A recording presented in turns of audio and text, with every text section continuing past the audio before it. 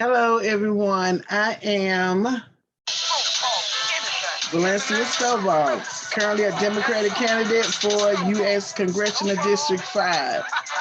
And I'm recording this message to bring attention to the unethical behavior of the leaders of the Democratic Party of Georgia during this primary election cycle for May the 24th.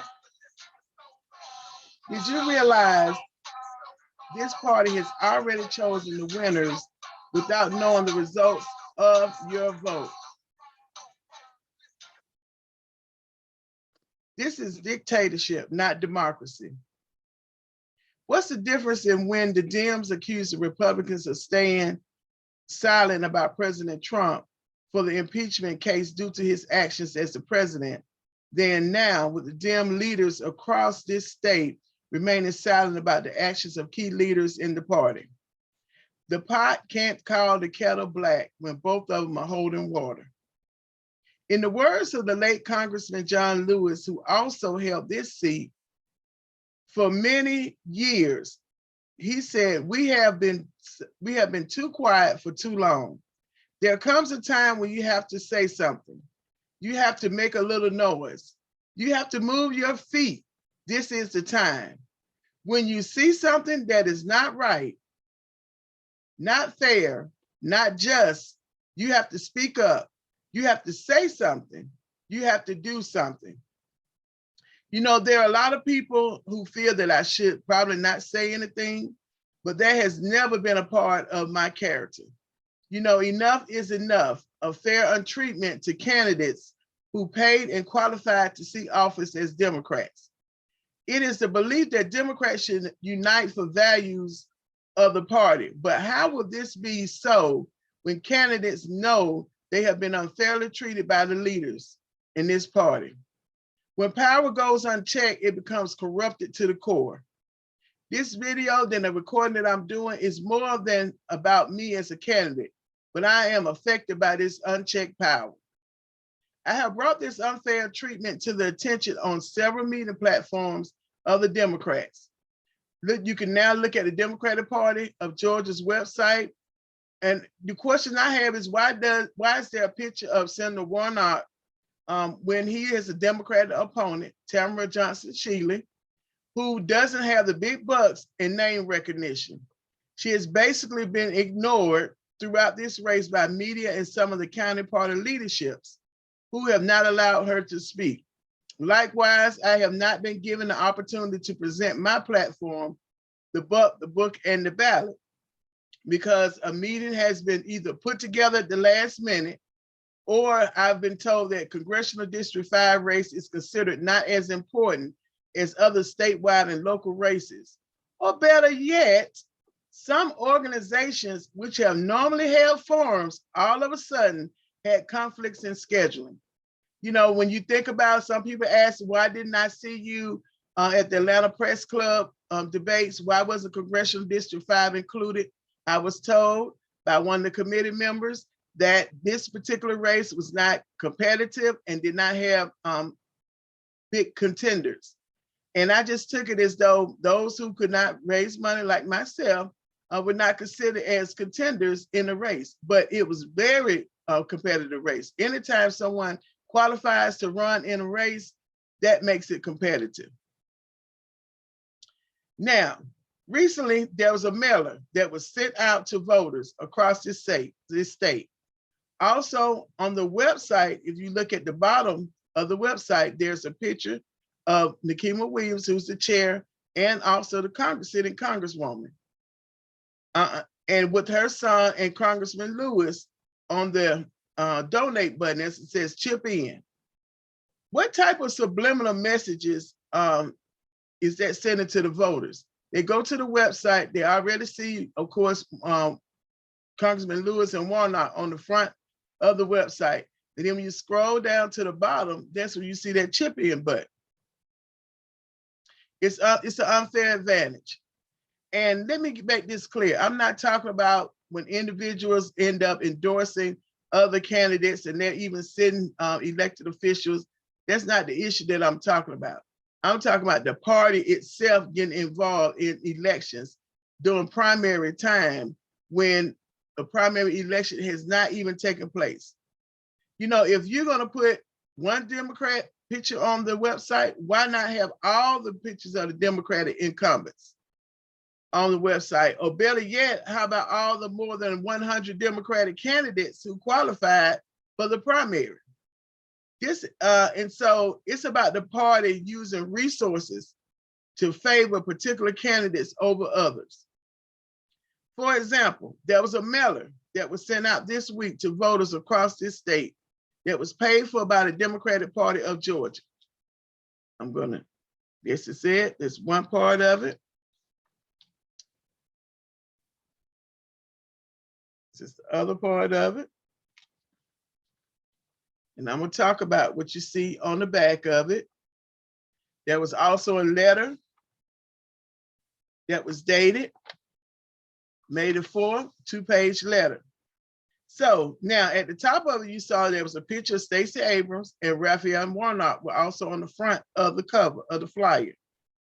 And then when you flipped it on the back, which I showed you, you saw meet our team. And there was a picture of Congresswoman Nikema Williams, the chair, who's also the chair. There was a picture of Representative B. Wynn, who's the vice chair of the constituency groups.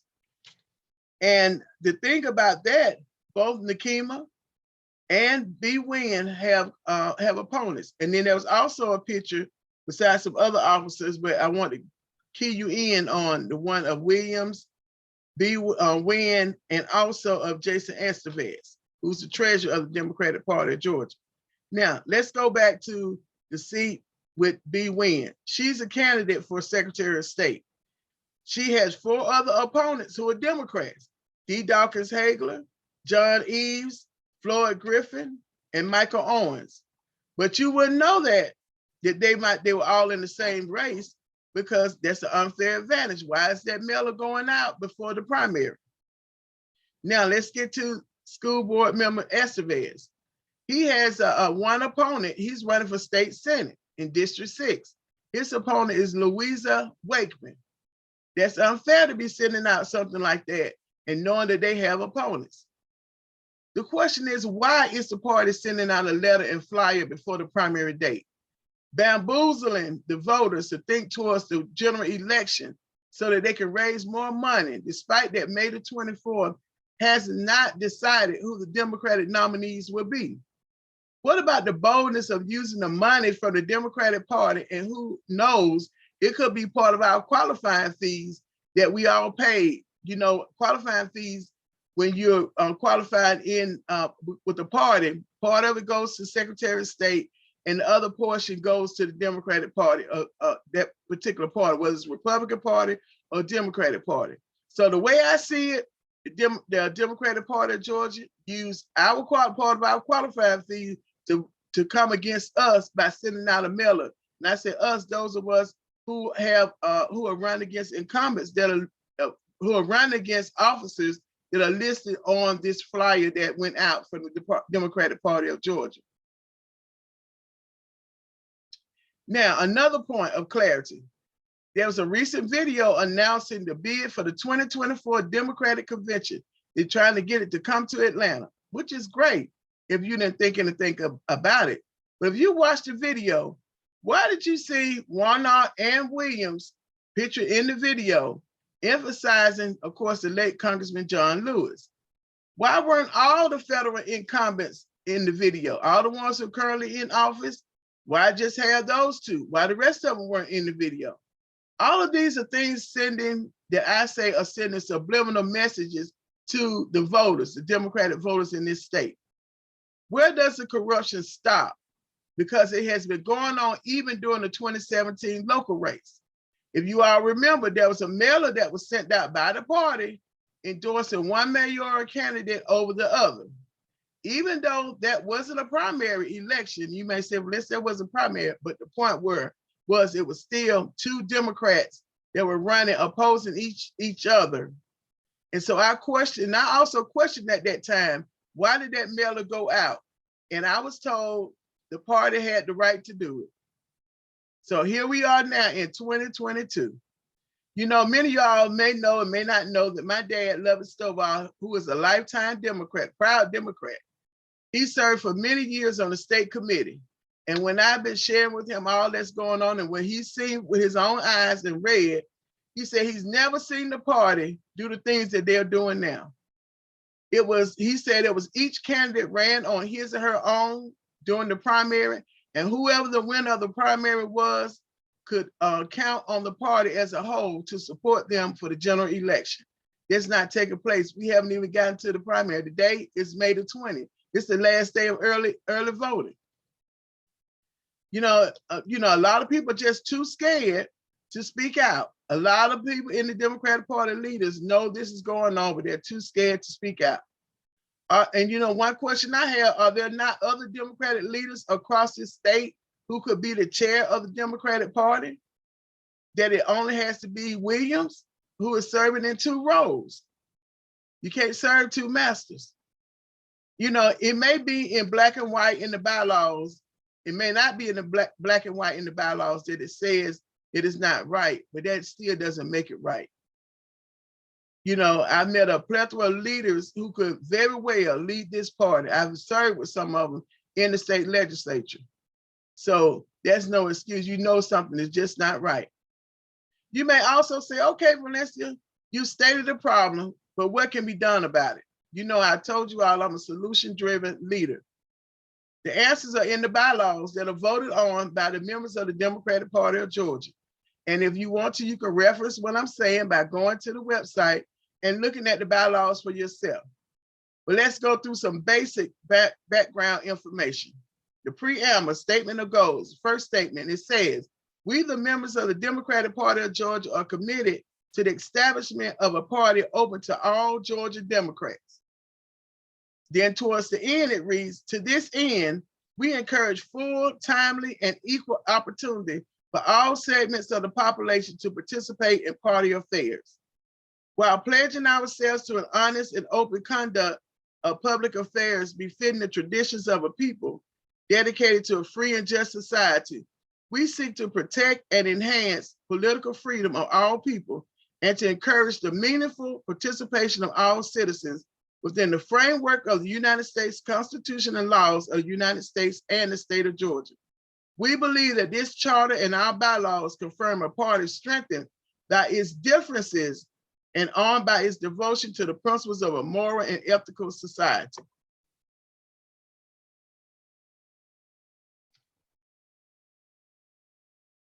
So Charter Article 1, this is the Democratic Party bylaws. This is up under names, duties, and bylaws. Section 2, duties.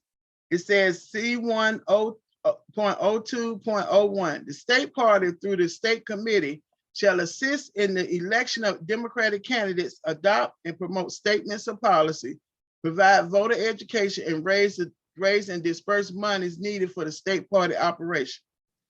So if the state committee is also supposed to promote fair adjudication of disputes, fair campaign practices, encourage and support codes of political ethics that embody substantial rules of ethical guidance for all public officials, party members, and assure that public officials shall at all times conduct themselves in a manner that reflects credibility upon the offices they serve. Now, if they're supposed to do all of that, then they have a responsibility to ensure that every Democrat who qualified for elections have a fair campaign and adjudicate, which means participate in making sure that the disputes without the interference of the leaders in their capacity in this party needs to take place, as well as not using any staff to send out mailers, because of course, at the end of that letter that I showed you is the signature of the executive director, Scott Hogan. So that means he had to have permission to send this mailer out because it was paid for by the Democratic Party of Georgia. And send this mailer out before the primary election has even been conducted. Not even runoffs have been determined to decide who the nominee is going to be. And so that's one part. So the next part is Charter Article 2, State Committee, Section 1, Authority. C2-.01.01. The state committee shall be the highest authority of the state party. The state committee shall have general responsibility for the affairs of the state party. I call on the members of the state committee to put an end to the mismanagement of the Democratic Party of Georgia and its unethical behavior, since each of you, as the state party members, state committee members, have the authority to do so by these bylaws. You can call a special meeting, which it says you can do that if the chair doesn't call a meeting. Section 2, duties of the state party officers. So I'm explaining to you all, I asked earlier, made a statement about who can make the changes, who can do something about what's going on in this party. Section 2, duties of the state party officers. C4.01.002.01. The chair shall carry out the programs and policies of the state committee, preside over the meetings of the state committee and executive committee, provide general administrative direction to the executive director, and serve as an ex officio member of all committees of the state party. Now, the chair Williams has collided with the wrongdoings of this party by serving in her capacity of providing general administration direction to the executive director. I said that before. And for allowing this mailer to be distributed and for the website to be set up in the manner that it is now. C4.02.04 of the same part of the duties of the state party officer says the treasurer shall serve as the custodian of state party funds, monies, serve as member of the state finance committee, maintain financial records subject to audit and review by the state committee. The treasurer, who was Estevez, has given permission for the state party funds and monies to pay for the mailers and maintenance of the party website. It states on the flyer, paid for by the Democratic Party of Georgia. So how do we as candidates know, like I said before, how much of our qualifying dues that we paid to the party has gone towards the maintenance of this website, also to the cost of this mailer, and probably been some phone banking done, all kind of other things done that, you know, I have no idea of knowing about until afterwards. Charter Article 6, Executive Committee, Section 1, Creation, Authority, and Duties. C6.01.01 states, there shall be an executive committee which, except for the election of state party officers, shall act on behalf of the state committee between state committee meetings. So these individuals that I just talked about and read in this section have the power to call a meeting, y'all, and act when the state committee can't and won't meet. Section 2, membership. Okay, you want to know who are the members of the executive committee? Section C6.02.01 says officers of the state party, state constitutional elected officials if they're Democrats, elected federal officials if they're Democrats, congressional district chairs, the members of the Georgia delegation to the Democratic National Committee, a Democratic member from each house of the General Assembly appointed by the chairs of the Democratic caucus of each house of the General Assembly. So that means from the House representative and the Senate side. The president of the Georgia Association of Democratic County Chairs, the president of the Georgia Council of Democratic Women, the president of the Young Democrats of Georgia, an elected member of a municipal governing body, an elected member of a county governing body, both appointed by the state chair, the chair of the County Affairs Committee, the chair of the Diversity, Equity, and Inclusion Committee that used to be known as the Affirmative Action Committee, and 3 additional members appointed by the chair. So all of the individuals that I just read to you are responsible as well, and the mantle on their heads to correct the wrong that's going on in this party. Section 7, endorsements. This is the other reason why this letter, anything should not have been going out. Now, BL 1.07.01 states, the Democratic Party and its county committees may endorse or oppose a Democratic candidate in any federal or state election upon receiving 2/3 approval from the elected members of a county committee and 2/3 approval from the state executive committee. followed by a 2/3 approval from the state committee. The state executive committee shall issue rules as to the procedure for obtaining permission to endorse or oppose a candidate and the grounds for such exception. So the question I have is, was there a vote held according to the bylaws, section 7, to allow the party and its county committees to endorse or oppose a Democratic candidate in any federal or state election? If so, where is it posted? On the main party website and on the county committee's website? And where are the minutes for those meetings, if it is? Now, if there was a meeting that was held and the minutes are there and the information was posted, then of course, I don't have anything to say about section 7, according to section 7, because it's clearly states that they may endorse or oppose, which I think is wrong, especially when you're going to decide to tell everybody to come back together after the primary election and say, we're going to all support this particular person because they were elected by the Democratic voters.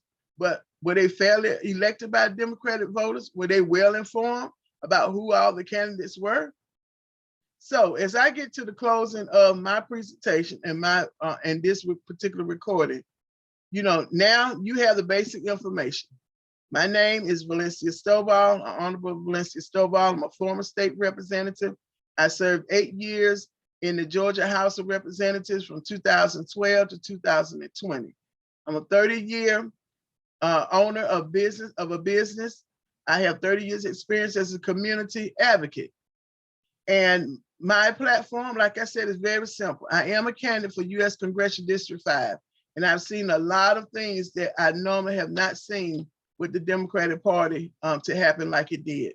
And like I said earlier, it was not just that happened to me, but there are things that happen to other Democratic candidates in this race and who have a good heart, they want to serve. And anytime that you're offering yourself up for service, to be a public service, then you should be granted the opportunity to present your platform without interference of the powers that be in this Democratic Party of Georgia. You can feel free to share this message and ask those on the inside if they aren't too afraid to speak, because some of them are very afraid to speak out. They know it's not right. Or better yet, they may be a part of the collaborators and definitely not going to snitch on themselves. So they either are too afraid to speak out, or they are part of those who are collaborating to let all this happen in this Democratic Party. So those of us who want to see a better functioning party are just dismayed. And the only thing I have left to say to that is hashtag us too.